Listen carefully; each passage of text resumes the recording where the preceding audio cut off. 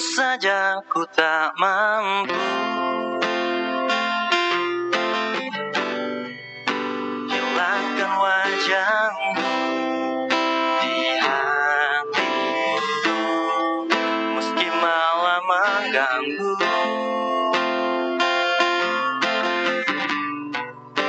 Hilangkan senyummu di mataku, ku sadari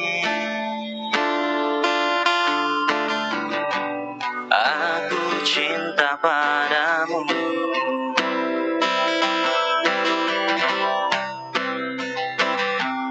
Meski ku bukan yang pertama di hatimu, tapi cintaku terbaik untukmu. Meski ku bukan bintang di langit, tapi cintaku yang terbaik. Jujur saja ku tak mampu untuk pergi menjauh darimu, meski hatiku ragu. Kau tak di sampingku setiap waktu, ku sadari aku cinta padamu.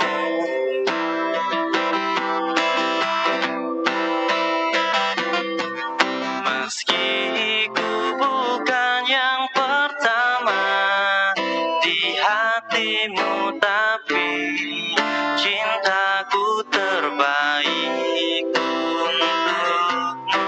Meski ku bukan bintang di langit, tapi cintaku yang terbaik. Oh, meski ku bukan yang pertama di hatimu, tapi cintaku terbaik untukmu. Meski ku bukan bintang di langit, tapi cintaku yang terbaik. Oh, tapi cintaku yang terbaik. Oh, tapi cintaku yang terbaik.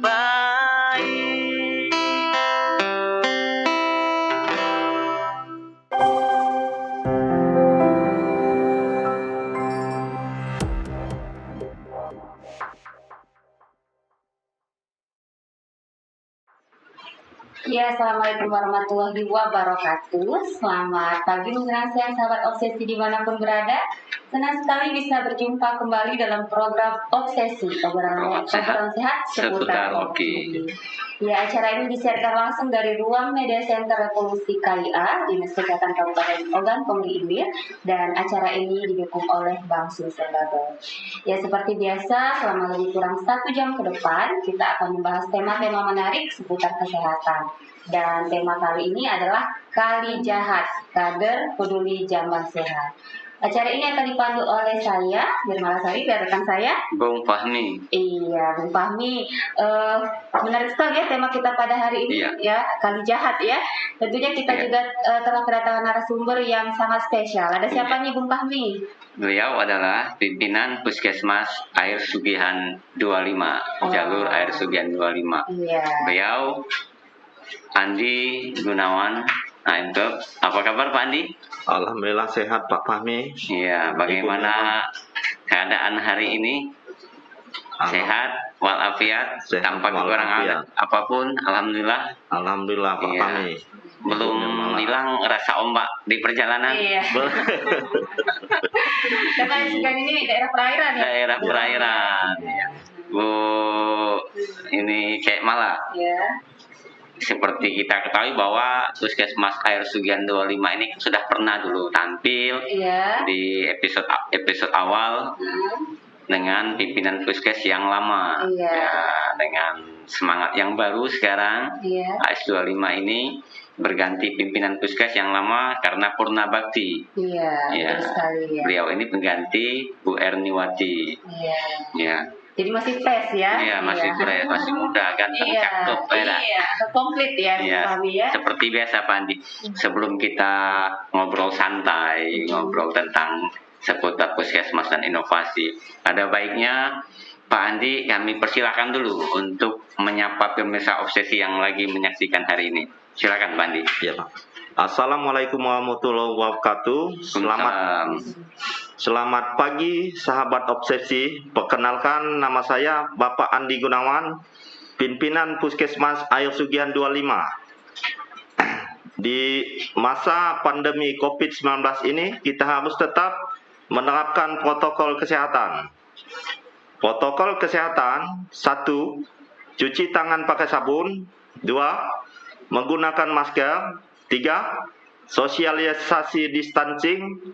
4. Konsumsi makanan bergizi untuk menjaga daya tahan tubuh. Iya, selalu kita malah ini Pak Andi. Dalam setiap tayangan Obsesi di awal-awal kita selalu mengingatkan bagaimana pentingnya selalu menjaga protokol kesehatan. Iya. Seperti yang sudah disampaikan Pak Andi tadi. Iya. Cuci tangan pakai sabun dengan air yang mengalir ya. Iya. Terus gunakan masker ya. Iya, menggunakan masker. Selalu menggunakan masker dengan disiplin, jangan kendor ya. Iya. Sekarang ini banyak yang kendor. Iya. Bukan saja maskernya kendor, tapi menggunakannya. Iya. Ya. Jadi jangan bosan-bosan ya untuk menjaga kesehatan kita semua. Maskermu melindungiku, maskerku melindungimu. Seperti itu kira-kira ya. Iya, seperti telah diterbitkannya peraturan Bupati ya, Bu Fahmi, Pak Andi. Iya, ada Perbuk kita. Iya, nomor 39 tentang penerapan disiplin dan penegakan hukum protokol kesehatan sebagai upaya pencegahan dan pengendalian coronavirus disease di 2019 di Kabupaten Oki. Iya. Nah, adapun pada bab 6 pasal 9 Dinas Kesehatan untuk melakukan penyuluhan sosialisasi terkait informasi atau edukasi cara pencegahan dan pengendalian COVID-19. Dan upaya yang telah dilakukan dari Dinas Kesehatan dan jejaringnya termasuk Puskesmas Air Sugihan 25 juga ya Pak Andi ya, yaitu melakukan sosialisasi dan penyuluhan secara serentak oleh setiap puskesmas dan Dinas Kesehatan dengan menggunakan pusling pada setiap hari Jumat pada wilayah kerja masing-masing. Yang kedua, penyuluhan pada kesehatan kegiatan-kegiatan tertentu oleh petugas kesehatan secara masif. Lalu yang ketiga melalui multimedia, yaitu dengan program inovatif Obsesi seperti kita pada hari ini, ya, yang ditayangkan melalui media sosial Dinas Kesehatan Kabupaten Oki, yaitu dari Facebook, Instagram, dan YouTube. Selain itu juga kita kemarin dalam rangka memperingati Hari Kesehatan Nasional pada tanggal 6 November kemarin telah melakukan rangkaian kegiatan. Iya, melakukan rangkaian kegiatan roadshow.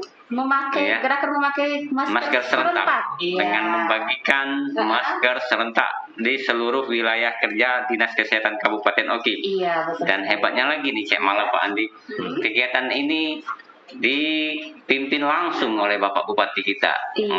Dihadiri oleh beliau Bapak Iskandar SE dan Bapak Kepala Dinas Kesehatan Bapak Iwan Setiawan SKMMPes juga ikut di dalam kegiatan ini, langsung memimpin kegiatan membagikan masker serentak yang juga dihadiri oleh Bapak Sekretaris Daerah kemarin tanggal 6 tepatnya ya Cek Malaya. Iya, hari Jumat dan ya Bupati, beberapa kepala OPD. Pak Camat juga ada di situ, Camat Kota, dan di seluruh kecamatan Puskesmas juga termasuk AS25 ini Pak Andi membagikan masker beserta lintas sektor ya Pak Camat, Pak Kades ya. Di situ ada ibu-ibu PKK-nya juga membagikan, sama seperti kita di sini Bu. Saya malah kemarin sangat meriah sekali, dan itu salah satu bentuk kepedulian kita ya Kabupaten Oki dan Dinas Kesehatan dalam hal ini menyentuh masyarakat agar selalu mengingatkan masyarakat jangan lupa menggunakan masker selalu Ya, itulah rangkaian kegiatan dan banyak untuk kegiatan-kegiatan yang berhubungan dengan HKN. Salah satunya sekarang sudah ada beberapa turnamen ya, turnamen dan juga puncaknya itu tanggal 12 November. 12 November ya. 12 November hari Kamis, itu ada kegiatan upacara virtual secara nasional yang dipimpin oleh Kementerian Kesehatan ya dalam hal ini dan diikuti oleh seluruh dinas kesehatan kabupaten kota Indonesia. Iya, provinsi, kabupaten kota dan puskesmas mengikuti upacara virtual ini. Nah, untuk di AS25 mungkin Pak Andi untuk mengikuti upacara ini apakah sinyal memadai di puskesmas? Untuk saat ini sinyal itu kadang-kadang bagus, kadang-kadang tergantung cuaca. Ya. Kalau cuacanya tidak hujan, kemungkinan sinyal agak kuat. Tetapi kalau cuacanya buruk, kemungkinan kadang hilang. Iya, karena di situ daerah perairan ya, Pak Andi ya, jauh dari tower mungkin atau ada towernya tidak maksimal, Pak ya. Kadang-kadang towernya itu tidak berfungsi, Pak Fahmi. Penyebabnya apa? Mati lampu. Penyebabnya tadi hujan tadi. Wah, kalau cuaca jelek berarti mempengaruhi kualitas sinyal. Bahkan bisa mungkin dimatikan karena di situ daerah perairan takutnya banyak petir, kilat itu seperti itu ya. Jadi kita kembali lagi ke Pak Andi ya. Mungkin sebelum kita membahas inovasi tadi ya Bung Fahmi inovasi tentang Kali Jahat, ada baiknya mungkin Bapak menjelaskan sedikit nih tentang Puskesmas Air Sugihan 25. Dan sejak kapan nih, kita pengen tahu sejak kapan Pak Andi memimpin Puskesmas Air Sugihan 25. Iya. Silakan Pak. Oke, terima kasih Cik Mala. Puskesmas Air Sugihan 25 mulai beroperasi tahun 1981 pada saat mulanya transmigrasi. Nah, dibangun secara permanen tahun 1991. Nah, Puskesmas Air Sugihan ini jalur 25 terletak di Kecamatan Air Sugihan, Kabupaten Oki. Dalam satu kecamatan terdapat 2 puskesmas. Ada 2 puskesmas ya. Ada Puskesmas 25 dan 27. Nah, iya Pak. Puskesmas Air Sugihan 25 dan Puskesmas Air 27. Iya. Nah, batas wilayah Puskesmas Air Sugihan 25 sebelah utara berbatasan dengan Kabupaten Banyuasin. Iya. Nah, dan sebelah timur berbatasan dengan Selat Bangka. Sebelah selatan berbatasan dengan Kecamatan Pangkalan Nampang. Sedangkan sebelah barat berbatasan dengan Air Sugihan 27. Nah, dan di sini jumlah warga Air Sugihan 25 berkisar 13.033 jiwa. Cukup banyak ya. Dan kami memiliki 8 desa. Wilayah kerja. Ya. Nah, di situ juga ada desa yang terjauh. Yaitu desa terjauh itu namanya Sungai Batang. Ya, Sungai Batang ya. Nah, untuk menjangkau ke sana memerlukan naik kendaraan air, istilahnya speedboat. Nah, kira-kira waktunya itu sekitar 2 jaman. Dari puskesmas? Iya, dari puskesmas. 2 jam dari puskesmas. Iya, jadi mata pencarian di di Sungai Batang tadi kebanyakan nelayan. Dan tetapi di sana juga banyak sekali burung walet. Walet. Ya. Dan rumah-rumah di sana itu kebanyakan rumah di atas air. Kalau Cik Mala sudah pernah belum ke Sungai Batang? Belum pernah kalau ke Sungai Batang. Belum pernah ke Sungai Batang, Cik Mala? Iya, belum pernah. Kalau kami alhamdulillah pernah, tapi sudah lama. Dulu tahun 2013 atau 14 dulu. Ke Sungai Batang memang jauh dari Puskesmas Air Sugihan 25 itu masih 2,5 jam waktu itu menaiki speedboat dengan melalui perairan, masuk laut dulu itu Pak Andi ya. Masuk ke pinggiran laut, baru nanti kita ke desa Sungai Batang. Iya. Nah, memang rata-rata di sana nelayan ya, nelayan karena kami waktu di situ kalau tidak salah 2 hari tidak seperti kita di darat ini, Cek, malah rumahnya di atas air, benar-benar di atas air ya. Memang air di bawahnya, dan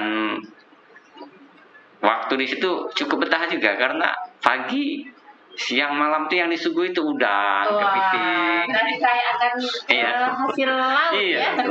Kalau sore makan pempek udang, gitu ya. Kalau malam sambal udang. Pokoknya di situ kayak kalau kita di darat agak sulit mencari hal-hal yang seperti apalagi segar ya. Namanya kepiting segar. Nah, di Sungai Batang ini kita di situ disuguhi makanan laut yang segar-segar.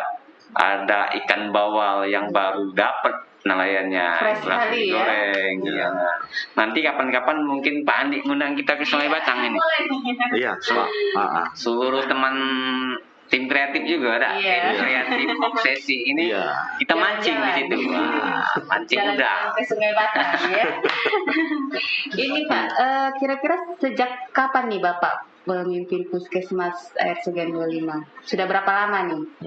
Alhamdulillah semenjak bulan 9, awal bulan 9, tanggal 1 2020. 1 September ya. 1 September sampai dengan sekarang. Iya. Masih kurang 2 bulan. 2 bulan. Iya. Ya, gimana nih Pak kesan-kesannya pada saat pertama kali ke sana? Mungkin Pak Andi juga baru pertama kali ya ke Air Sugihan 25. Iya, baru pertama sekali Cek Mala. Saya baru pertama sekali ke sana. Sebenarnya tidak membayangkan akan pergi ke sana dengan perjalanan naik speedboat 3 jam dari Kota Palembang. Dari Kota Palembang. Tapi kalau dari sini naik naik taksi sekitar 2 jam. Perjalanan darat masih. Pak Andi berdomisili di Kayagung. Nah, Pak Andi ini malah berdomisili di Kayagung dulu, sebelumnya bertugas di Puskesmas mana Pak Andi? Puskesmas Mulyaguna. Nah, semuanya darat. Kecamatan Teluk Gelam ya. Ditugaskan di perairan. Ya. Jadi memang kesannya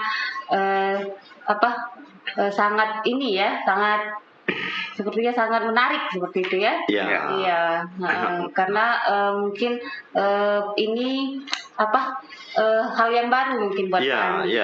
Tapi kalau naik speedboat, saya rasa Pak Andi ini sudah biasa naik speedboat.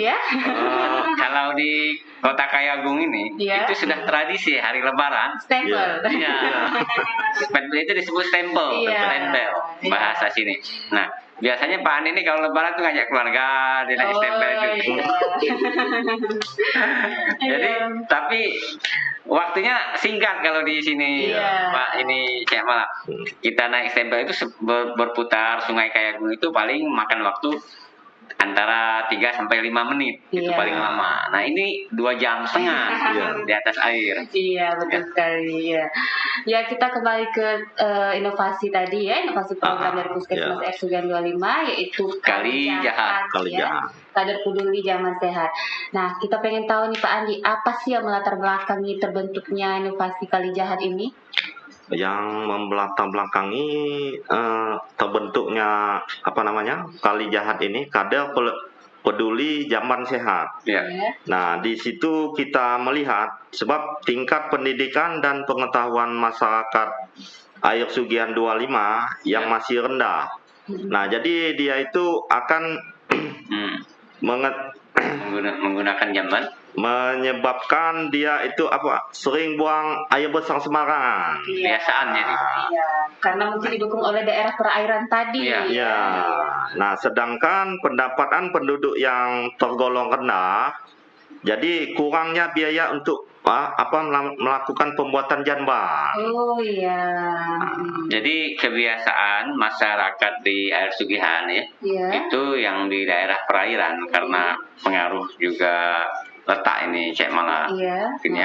Mereka itu sama juga seperti yang di desa lain, di tempat lain yang dekat dengan perairan tentunya lebih nyaman melakukan kegiatan aktivasi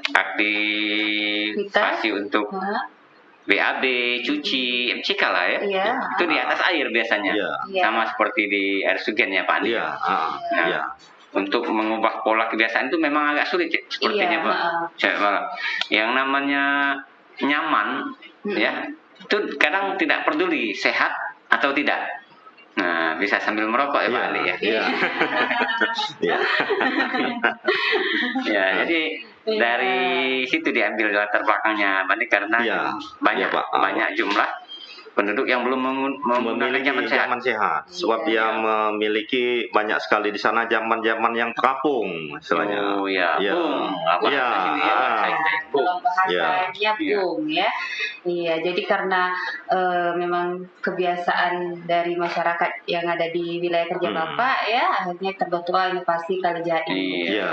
Kegiatannya ini seperti apa nih Pak? Kira-kira kegiatan dari Kali Jahat ini? Kali Jahat ini kegiatannya istilahnya membuat suatu arisan jamban. Oh, arisan jamban. Iya. Jadi siapa yang dapat koncangan arisan jamban itu akan kita motivasi untuk pembuatannya. Nah, dan kita menyiapkan suatu cetakan jamban. Oh, jadi puskesmas ini memfasilitasi untuk pembuatan jamban.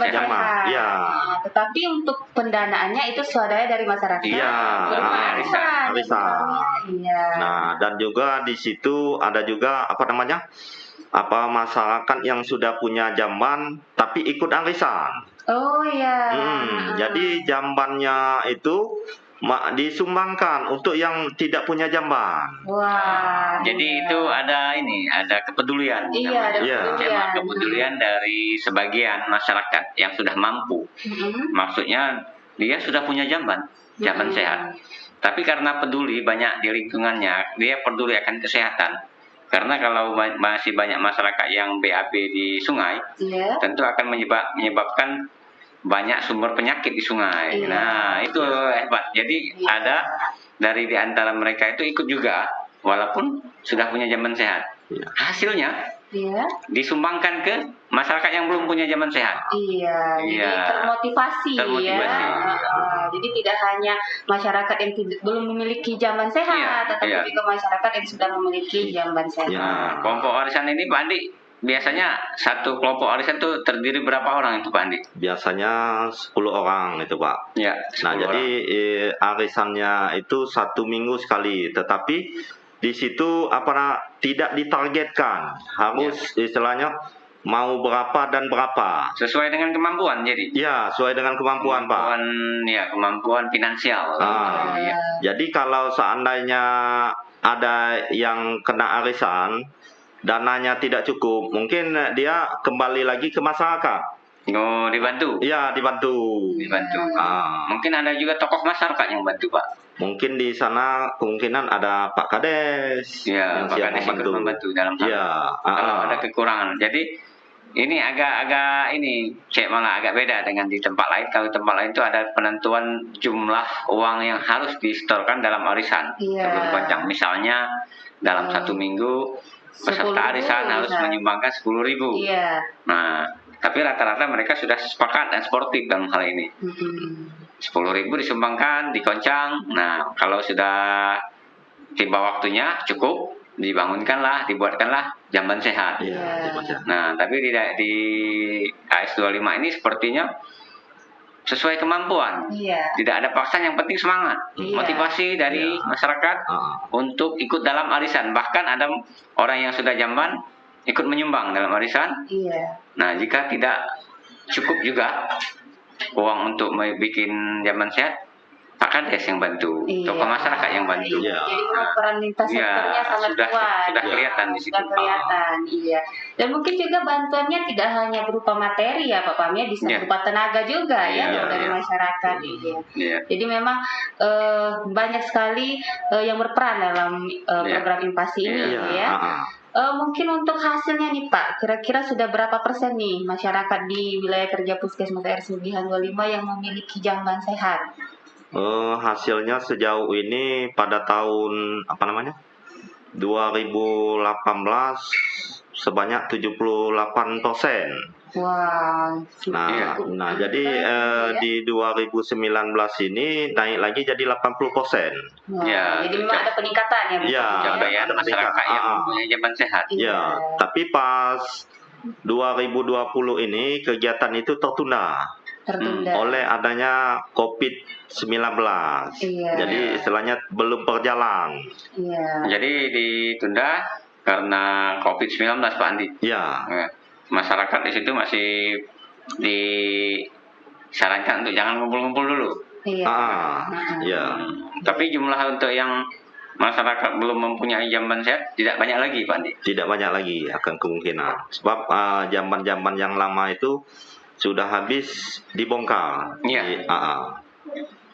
Ya, jadi kalau tadi kan sudah dijelasin nih Pak, peran lintas sektor ya, berupa ada peran kader ya Pak ya, lalu peran Pak Kades dan masyarakat juga ya. Gimana kalau peran camat nih Pak? Kira-kira seperti apa? Lintas sektor dan lintas sektor lainnya.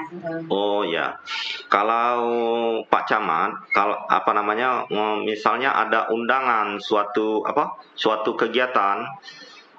Dia turut datang di dalam acara itu.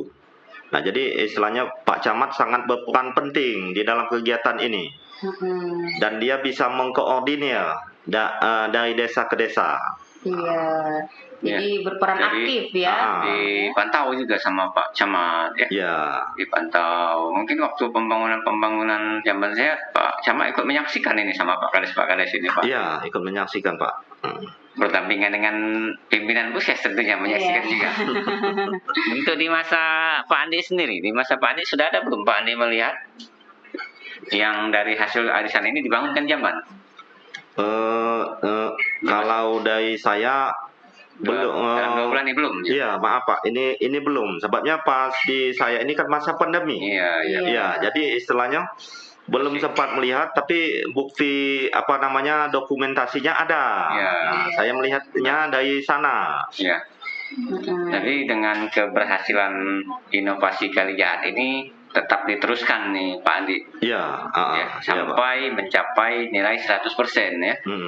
Ya mudah-mudahan di 2020 di sisa ini ada peningkatan lagi nilai. Pak Andi ya. Kita mengacu pada mungkin pada judul inovasi nih Pak ya, kader peduli zaman sehat. Berarti ada peran serta kader nih. Kira-kira sebelumnya apakah ada pelatihan khusus buat kader atau seperti apa nih Pak? Memang di sini dibentuknya suatu kader untuk pembuatan jambaran, Bu. Nah, di situ yang melatihnya itu yang pemegang program. Istilahnya Kesling. Memang dia untuk dilatih untuk membuat suatu jamban itu, tapi dianya kerjanya sukarela. Jadi memang dilatih untuk mungkin memberikan informasi juga ya Pak Pamit tentang pentingnya jamban sehat dan seperti apa sih jamban sehat itu ya. Selain itu juga mungkin tentang tata cara pembuatan jamban sehat Pak ya. Jadi memang peran kader ini diupayakan untuk membantu kinerja puskesmas Pak ya. Lalu kalau di puskesmasnya, kalau tadi kan dari sisi kader nih Pak, kalau untuk di puskesmasnya adakah tim khusus nih yang dibentuk untuk melaksanakan inovasi kali jahat ini? Di dalam suatu puskesmas sudah pasti ada tim khusus yang utamanya kan pemegang program Kesling. Nah, dan juga di situ didampingi oleh ADNS Nusantara Sehat. Beserta adik-adik yang yang ada di puskesmas. Kalau peran bidan desa nih Pak, kira-kira seperti apa? Peran bidan desanya di sana turut membantu, sebab membuat suatu perencanaan itu kan pastinya kita minta koordinasikan dengan bidan desa, istilahnya semacam penyuluhan pemberitahuan di desa-desa dengan adanya bidan desa itu kami sangat terbantu sekali. Iya.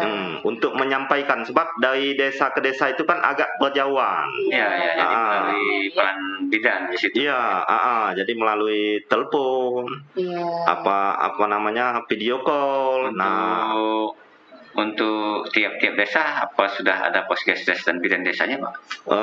Untuk kami itu kan ada 8 desa, Pak. Ya. Nah, di 8 desa itu cuman satu yang belum ada Puskesdes, Pak. Di desa mana itu, Pak? Itu Desa Bandar Jaya. Desa Bandar Jaya ini adalah lingkungan puskesmas kami sendiri. Oh ya, dekat dengan puskes ya? Iya, dekat dengan puskes. Jadi tidak ada Puskesdes karena sudah dekat dengan puskesmas. Iya, dekat dengan puskesmas. Jadi bidan desanya turut serta melayani pelayanan di puskesmas. Ya. Di puskesmas tentu dengan program Revolusi KIA yang connect dengan Dinas Kesehatan juga melayani persalinan di puskesmas.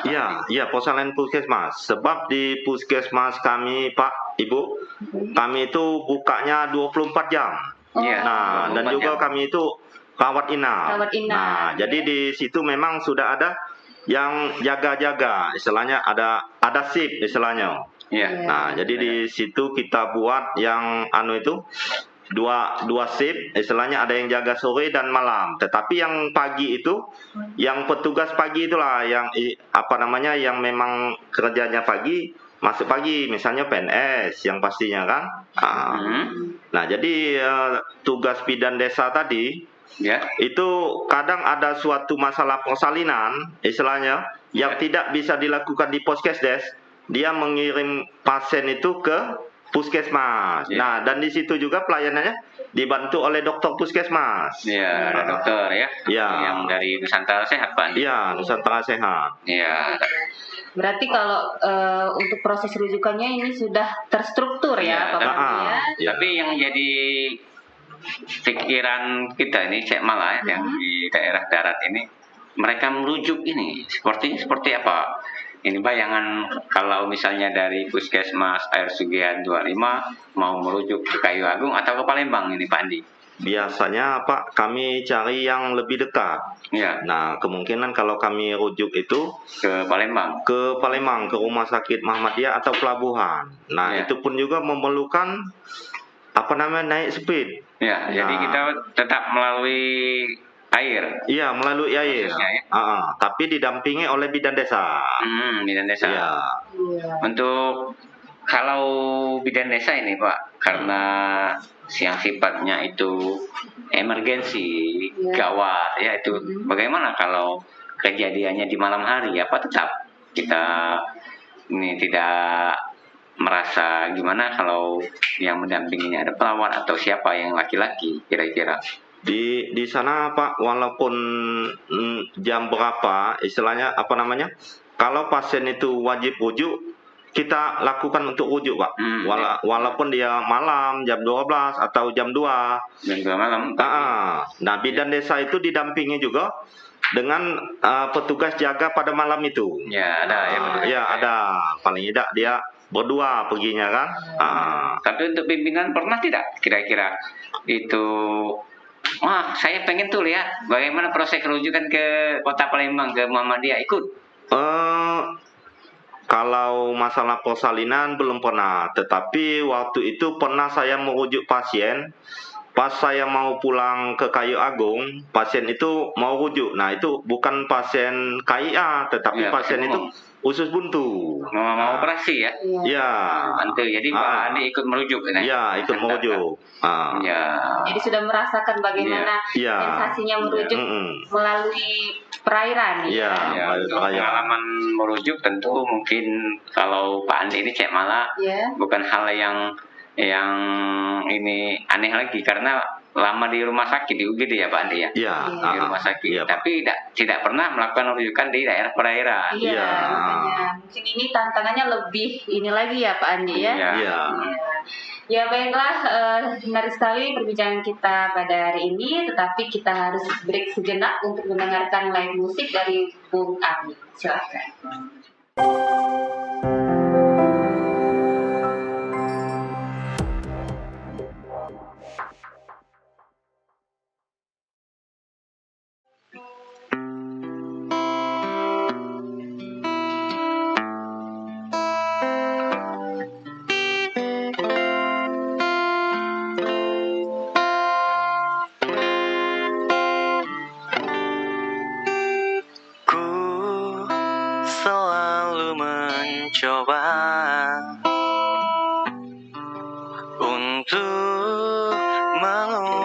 mendapatkan hati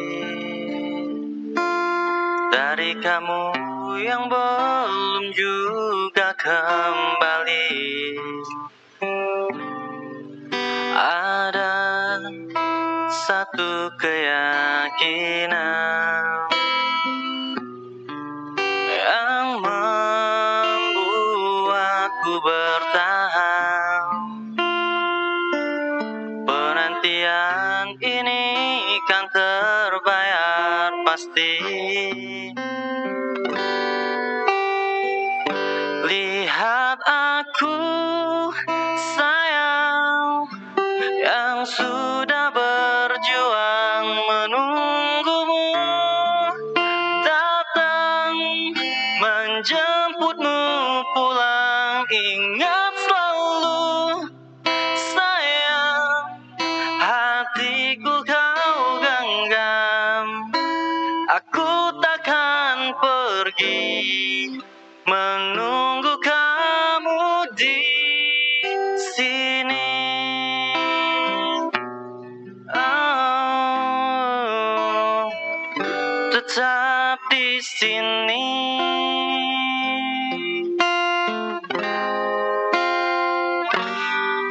Jika bukan kepadamu, aku tidak tahu lagi pada siapa rindu ini kan ku beri. Pada siapa rindu ini kan ku beri.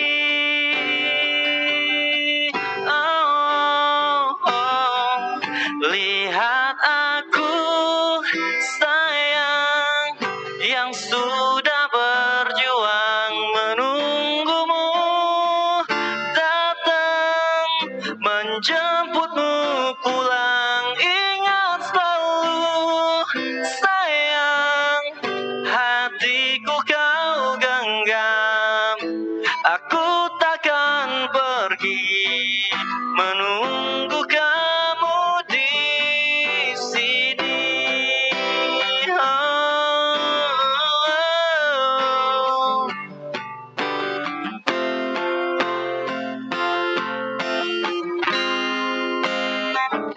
Lihat aku sayang, yang sudah berjuang menunggumu datang menjemputmu pulang. Ingat selalu sayang, hatiku kau genggam. Aku takkan pergi, aku takkan pergi menunggu kamu di sini.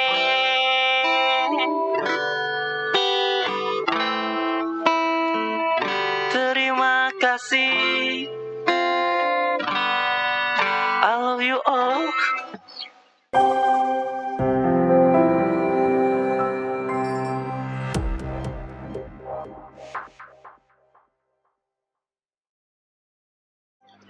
Iya, kembali lagi bersama kami dalam program Obsesi, obrolan sehat seputar Oki.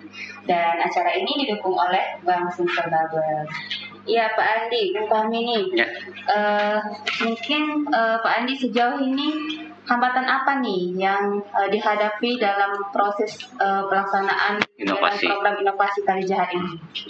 Ini apa namanya, Ibu, Bapak, Ya. yang pastinya pasti kita mendapat suatu hambatan dalam pembuatan inovasi ini. Sebab yang pasti hambatannya adalah salah satunya adalah keuangan. Keuangan. Nah, dan juga masalah pasti ada masyarakat yang tidak pernah peduli dengan adanya jamban sehat ini. Kemungkinan dia sudah terbiasa untuk melakukan BAB itu di cemplungan. Sebab itu lebih praktis kemungkinan daripada dia untuk ikut melakukan jamban sehat. Ya. Jadi ada mungkin sedikit lah mungkin ya ada masyarakat lah Bu Cek Mala yang kurang peduli dalam hal ini karena sudah nyaman tadi seperti kita bahas di awal tadi dengan kebiasaan pola hidup mereka yang sudah menahun ya. Mungkin dari sejak kecil ya, memang dari lahir sudah tinggal di daerah perairan, bagaimana mereka melakukan aktivitas PAB, mencuci dengan tempat yang sudah dibuat secara tradisional, dan menurut mereka selama ini mereka aman-aman saja, tidak ada masalah dengan penyakit. Menurut mereka, nah ini merupakan suatu tugas berat sebenarnya bagi teman-teman di puskesmas, tidak hanya di RSUGN 25, di 27, di daerah-daerah perairan lainnya juga banyak ya yang ada di kabupaten kita ini, untuk selalu memberikan edukasi ini, memberikan penjelasan, memberikan pendidikan ilmu bagaimana pentingnya hidup sehat, bagaimana kalau perilaku yang dikatakan tadi itu sangat riskan sekali dengan kesehatan di lingkungan ya. Mungkin untuk dalam jangka waktu yang beberapa lama tidak akan mempengaruhi, tapi ke depan untuk anak cucu, nah bagaimana air itu tercemar ya tentunya. Nah, hal-hal ini merupakan suatu menjadi semangat ya Pak Andi ya. Iya Pak. Untuk terus turun ke masyarakat memberikan penyuluhan ya, memberikan edukasi ya teman-teman di puskesmas ya. Iya. Tapi memang mengubah perilaku itu sangat sulit ya. Memang harus harus didasari niat dari pribadinya masing-masing. Untuk itu memang dibutuhkan semangat dari teman-teman untuk tetap memberikan edukasi tadi ya. Tapi sejauh ini yang sudah disampaikan oleh pimpinan puskes itu sudah cukup lumayan ya, karena ada peningkatan dari tahun ke tahun jumlah masyarakat atau rumah yang mempunyai jamban sehat. Nah, jadi timbul satu pertanyaan lagi nih Cek Mala. Karena rumah itu rata-rata di atas air, Pak Andi ya, rata-rata di atas air. Nah, bagaimana cara membuat jamban sehat ini? Kira-kira untuk pembuangannya ini, pembuangan sepsuteng apa tetap ke air atau gimana ini Pak posisinya itu? Walaupun rumahnya di atas air, masih akan tetap kita lakukan pembuatan jamban. Mungkin ada yang di dalam rumah atau di samping rumah. Nah, akan tetapi pembuangannya tadi Pak Fahmi, kita di situ pasang paralon. Nah, jadi paralonnya itu kita sambungkan ke tanah. Kita arahkan ke tanah. Jadi hampir tidak merubah kalau tempat ya. Malah jadi kalau sudah biasa di atas air tetap di atas air mereka. Tapi mungkin ini lebih sehat jambannya. Dengan menggunakan paralon pembuangannya sepsutengnya diarahkan ke darat, ke tanah ya. Pak. Jadi bisa disiasati ya. Memang seperti itu memang. Sejauh ini bagaimana nih Pak respon masyarakat nih terhadap inovasi Kali Jahat ini? Respon masyarakat yang pastinya sangat senang sekali dengan adanya arisan jamban ini. Masyarakat jadi terbantu dengan membuat jamban sehat, biaya yang lebih minimal. Untuk kisaran biaya itu Pak Andi, kisaran biaya untuk jamban sehat kira-kira berapa dibutuhkan? Kira-kira untuk kisaran biaya sekitar satu jamban itu? Sekitar 800.000 Pak, 800 atau 600.000. 600 antara 600 minimal ya? Iya minimal. Sampai 800.000. Sudah bisa mendapatkan jamban sehat yang dibantu cetakannya dari kita. Iya, cetakannya dari kita dan tenaga pikiran dari puskesmas. Jadi kalau untuk membuat jambannya sendiri yang di rumah itu tentu tenaga yang sudah ikut arisan. Yang sudah ikut arisan.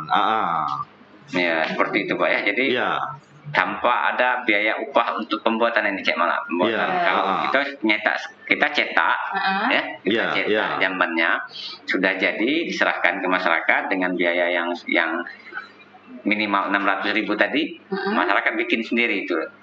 Nah, tenaganya. Jadi tenaganya itu tidak diupah. Iya, tidak diupah. Tenaganya gotong royong ya. Iya. Pemberdayaan masyarakat di situ dampak sekali.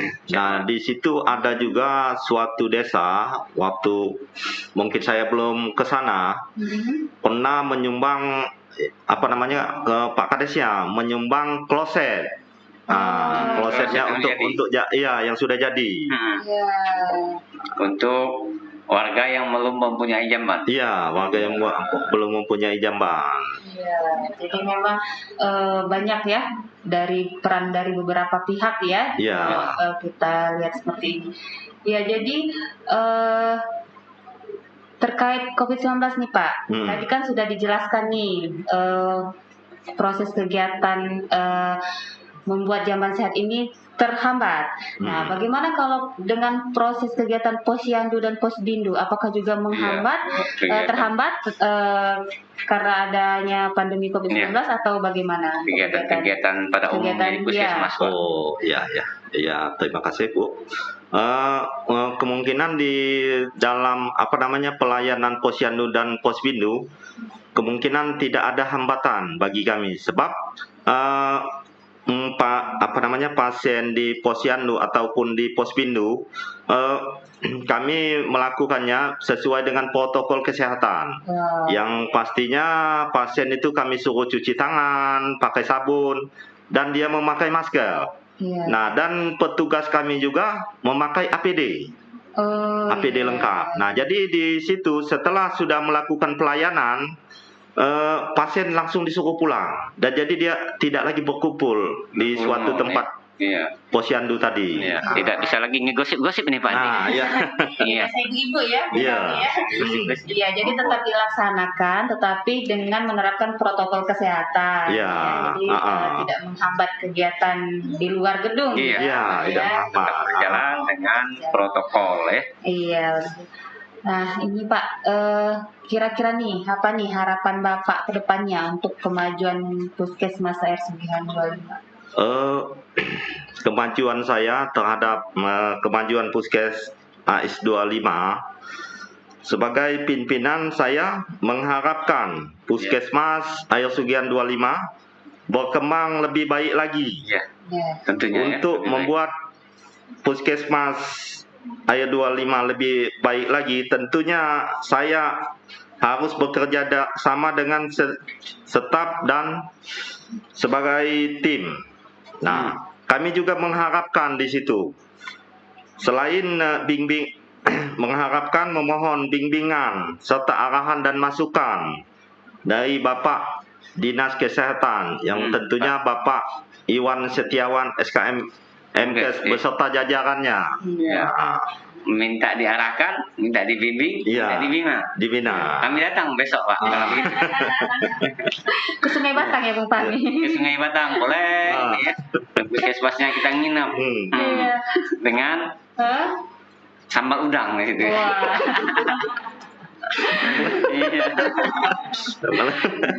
Jadi kira-kira mau membina atau mau diajak makan siang? Inilah seninya Cek Mala. Cek Mala belum pernah ke situ mungkin ya? Iya, belum pernah saya. Seninya melakukan bimbingan teknis, pembinaan ke daerah perairan itu di situ. Kita melakukan pembinaan dengan intens memang benar melakukan pembinaan apa yang dibutuhkan puskesmas kita memberikan juga bantuan dalam hal ini sesuai dengan harapan puskesmas, misalnya sanpras, sarana prasarana mereka ada kekurangan. Nah, setelah diusulkan dari kita Dinas Kesehatan itu segera mengalokasikan jika stoknya di Dinkes ada.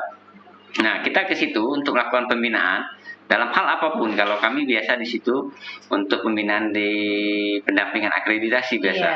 Nah, di situ selain melakukan pembinaan kita wisata kuliner. Wisata juga banyak tempat-tempat hal-hal yang menarik unik yang tidak ada di sini. Ya, karena di daerah perairan ini ada, kalau kita hobi foto itu spot-spot katanya, spot-spot foto ya. Pak Andi ini harus ajak ini yang lain. Jangan sampai penasaran di ceritanya. Sepertinya menarik sekali ya ke puskesmas. Tapi untuk ke situ memang butuh waktu 2,5 jam untuk ke puskesmasnya, belum ke Sungai Batangnya lagi ditambah 2,5 jam lagi. Memang kalau kita pikir sekilas lama, capek, tapi begitu sudah nyampe situ hilang capeknya. Apalagi kalau ngelihat senyumnya Pak Andi dan staf-stafnya ini. Langsung hilang ya. Langsung hilang. Iya, tadi terkait mungkin harapan nih Pak. Kira-kira kebutuhan SDM di sana sudah terpenuhi semua atau ada yang belum terpenuhi? Seperti misal tenaga dokter gigi sudah ada belum kira-kira di puskesmas? Kalau SDM di sana kemungkinan ada yang terpenuhi, ada yang tidak. Iya, ada yang belum. Kalau dokter gigi kami belum ada. Nah, dan juga Kesling juga belum. Naga kesehatan lingkungan. Iya, tapi kegiatan kader peduli zaman sehat tetap jalan ini. Iya, tetap jalan. Sebab di sana sebenarnya ada, tapi dia itu Nusantara Sehat. Tetapi dalam bulan ini mau habis. Mau habis. Jadi ini menjadi catatan bagi kita Cek Mala dari Dinas Kesehatan ini. Tentu Pak Andi juga sudah mengusulkan bagaimana kedepannya setelah purnanya Nusantara Sehat.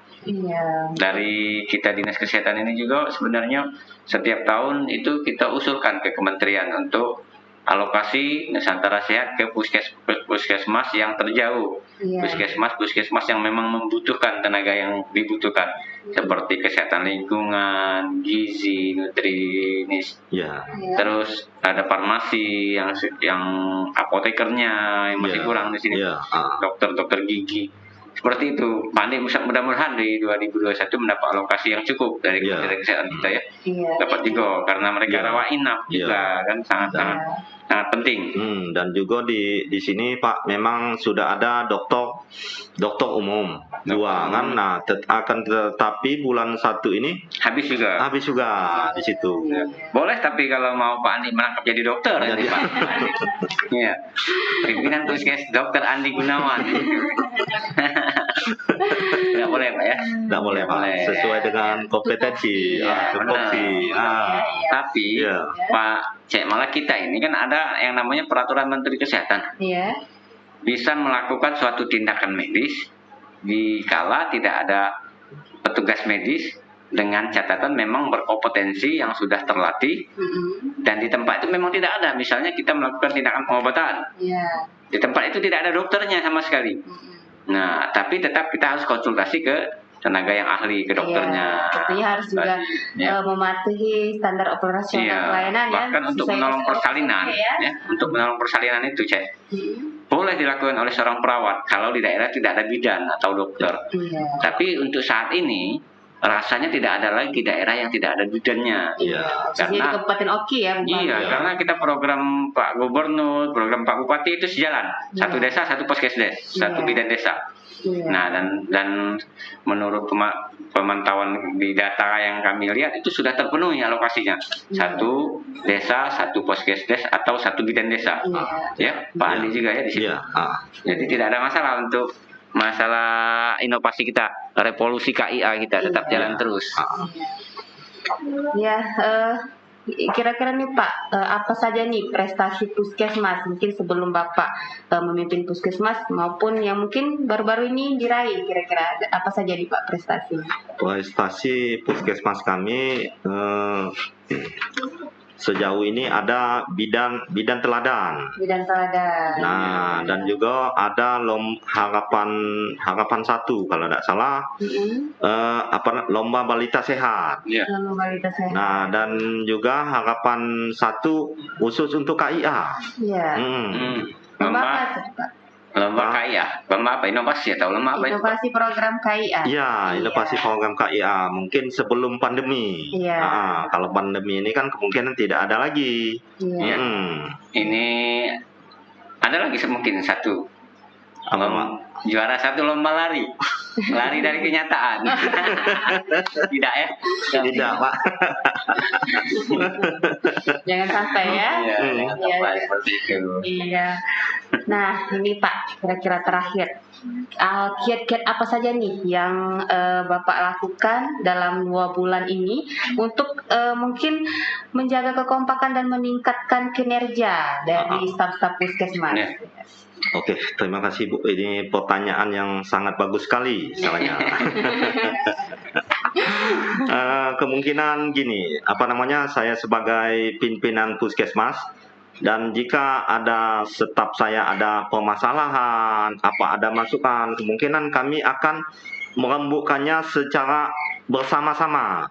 Nah, dan di situ juga saya tidak akan membedakan mana antara atasan ataupun staf. Nah, di situ saya menganggap semua staf saya adalah teman saya semua. Nah, jadi untuk menjaga kekompakan, mereka tidak sungkan-sungkan jika terjadi ada permasalahan, masukan, kendala, kegiatan. Nah, jadi semua staf di situ dianggap sama teman, Jadi mereka bisa setiap saat untuk komunikasi, untuk konsultasi pimpinan. Pak. Dan kalaupun ada masalah kita rembuk.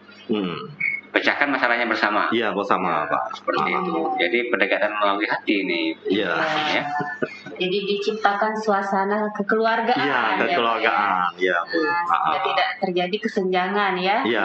Jadi mungkin tidak ditakuti, karena pimpinan itu memang tidak untuk ditakuti ya Pak ya. Tidak untuk ditakuti. Disegani dan mungkin loyalitas sebagai leader.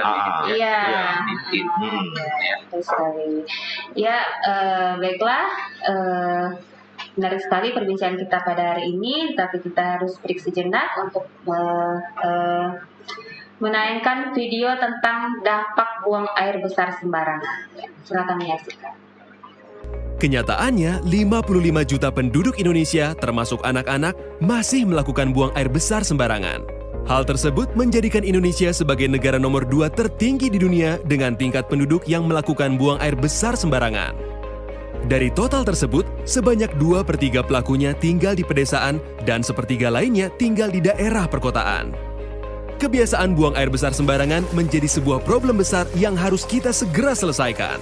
Di sisi lain, kita bisa bekerja sama dengan beberapa lembaga sosial untuk memberantas penyebab buang air besar sembarangan.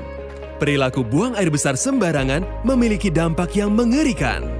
Salah satunya adalah lebih dari 370 balita berusia di bawah 5 tahun meninggal setiap harinya di Indonesia dikarenakan penyakit yang dapat dicegah, seperti diare dan radang paru-paru yang terkait dengan buruknya sanitasi dan kebersihan lingkungan.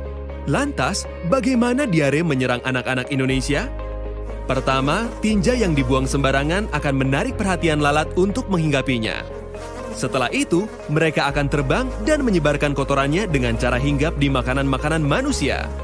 Kedua, kebiasaan anak-anak tidak mencuci tangan setelah buang air besar lalu langsung mengambil makanan ternyata membuat mereka terkena penyakit diare. Hal tersebut sebenarnya dapat dicegah dengan cara melakukan cuci tangan secara benar menggunakan sabun. Selain menjadi sumber utama dari berbagai penyakit, tinja manusia juga mampu mempengaruhi kualitas cadangan air tanah kita dengan mencemari air yang sama yang dapat dikonsumsi. Kabar baiknya, makin banyak orang yang tidak tinggal diam melihat problematika yang dihadapi bangsa Indonesia. Pemerintah sedang menjalankan program sanitasi total berbasis masyarakat (STBM), yaitu sebuah program yang bekerja sama dengan para lembaga-lembaga sosial dan bertujuan untuk memberdayakan masyarakat agar mengubah perilaku higienis dan sanitasi mereka.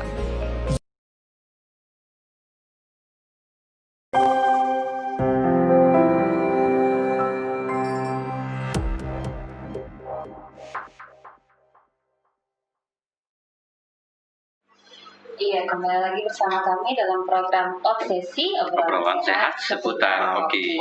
Ya, kami mengingatkan kembali kepada pemirsa Obsesi untuk jangan lupa untuk like, komen, dan subscribe di channel YouTube kita dan di akun Facebook serta Instagram kita.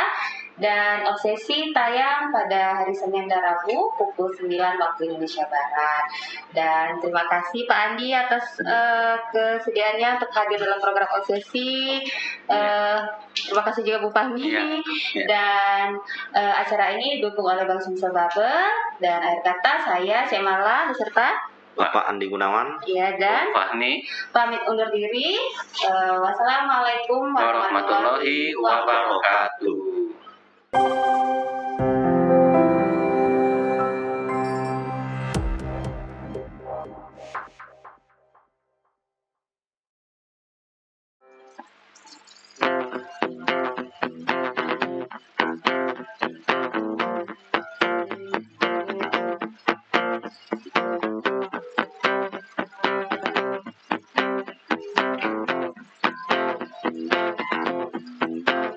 Aku mengerti perjalanan hidup yang kini kau lalui.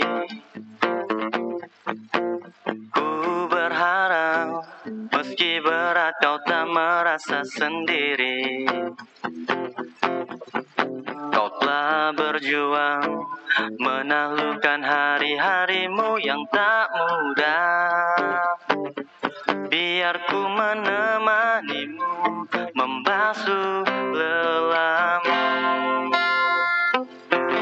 Izinkan ku lukis senja, mengukir namamu di sana, mendengar kamu bercerita, menangis tertawa. Biar ku lukis malam, bawa kamu bintang-bintang, untuk temanimu yang terluka hingga kau bahagia. Aku di sini, walau letih coba lagi jangan berhenti. Ku berharap meski berat kau tak merasa sendiri. Kau telah berjuang menaklukkan hari-harimu yang tak mudah. Biar ku menemanimu membasuh lelahmu. Izinkan ku lukis senja, mengukir namamu di sana, mendengar kamu bercerita, menangis tertawa. Biar ku lukis malam, bawa kamu bintang-bintang, untuk temanimu yang terluka hingga kau bahagia.